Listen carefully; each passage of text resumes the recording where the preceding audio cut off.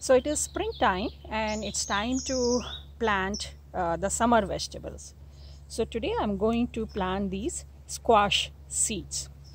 So I have this divided planter. I like to use divided planter for the seeds because when the saplings grow and you want to just take out the plants from one pod, the others don't get disturbed. So, and this planter has good drainage at the bottom, that is really important. And the soil is mostly coco peat, a little bit of perlite and a little bit of compost. So like 4 parts coco peat, half part perlite and half part compost. The reason is that for seeds to germinate, they require 2 things, moist soil and warmth. So coco peat keeps the soil moist for a long time. So I'm using a lot of the coco peat. And once they start to grow, and you transplant them, you can plant them in a place where it has a lot of compost. So these seeds are pretty big. So all you have to do is just take one seed and just bury it about an inch deep.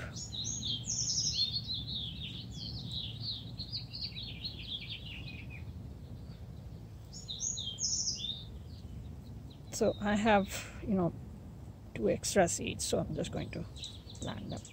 And then just cover them with more soil. So bigger the seed, the deeper it goes.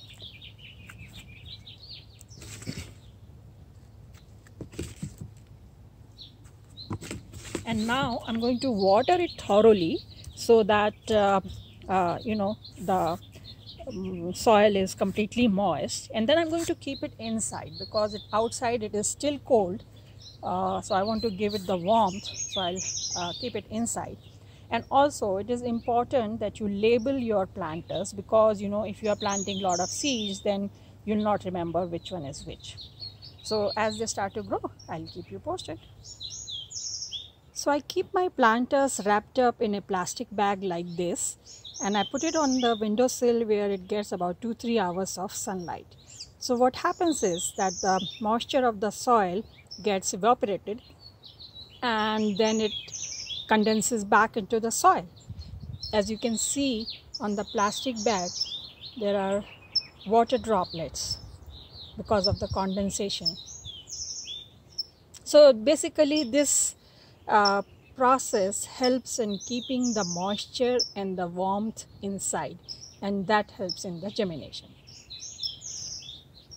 It's been 10 days and I see 2 seeds growing. So hopefully more will grow. But now I have removed the plastic bag and I have now brought this outside in partial sun, because otherwise, the seedlings, they become very leggy inside. So 1 more week has passed and 2 more seeds have grown. So I think we had planted 8 seeds and out of that only 4 grew, but that's fine. That happens sometimes. So the seedlings are outside in partial sun and I keep the soil moist so that, they don't dry up or anything. And let's see how they grow. So it's been 3 weeks that we planted these squash seeds and 4 of them grew. And now I can see that even the true leaves have come. So I think we can transplant at least a couple of them, these 2. So, a few things you have to keep in mind. One, that they should have at least 1 or 2 true leaves, which is there. Second, you have to acclimatize them, meaning if they were sitting inside and now suddenly you want to bring them outside and plant them, they'll get 2 shocks. One of the weather and second of the transplant itself.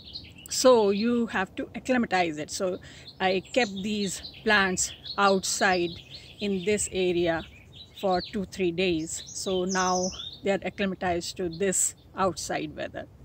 And third is that always transplant them in the evening so that they get the time to recuperate, because if you do it in the morning and then sun will come up and then they'll get wilted. So you want to do that in the evening. So in this planter there's a lot of compost, as you can see, and the soil is very loose because vegetables, they need a lot of nutrition, so a lot of compost is required. And it gets about 3-4 hours of sun because all the vegetables require sun. So I'm going to take each of these pods out and just plant them here. So I'm going to plant 2 of these. So just going to push this.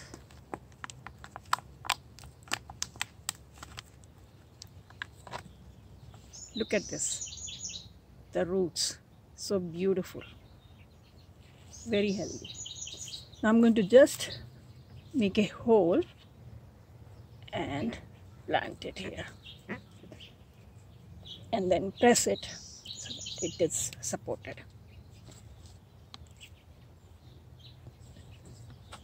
Similarly, I'm going to push this one out.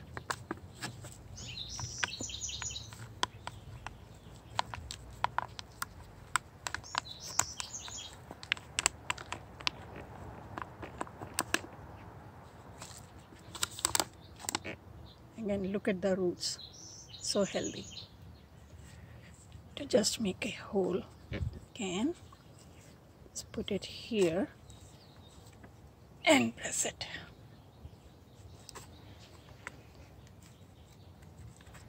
These 2 are still young, they don't even have true leaves, so I'm going to leave them alone. Now I'm going to water them.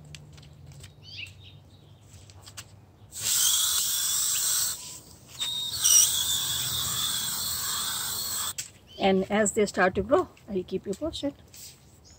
So it's been 2 weeks that we planted these squash saplings, and you can see they are doing so well. So many new leaves are coming in. I think when we planted it 2 weeks ago, they only had 1 true leaf each, and now they have many more leaves. And of course the seed leaves, they are turning yellow and dying, which is okay.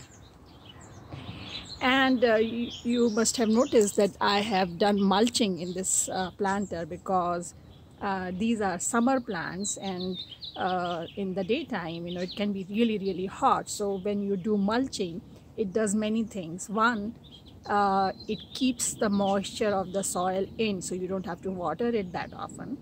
Second, eventually this mulch, I have put dried leaves, they'll break down and it will provide organic matter to the soil. Third, it will control the temperature of the soil, meaning when you have the mulch on the top, in summers, the soil will stay cool, and in winters it will stay warm. And fourth, the weeds will not grow in this container because they don't get the sunlight.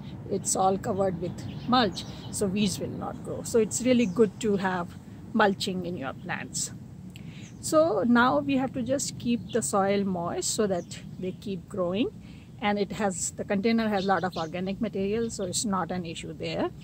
And as they start to grow, I'll keep you posted in another video. It will take at least 2 months for these to bear any squashes, but I'll make another video.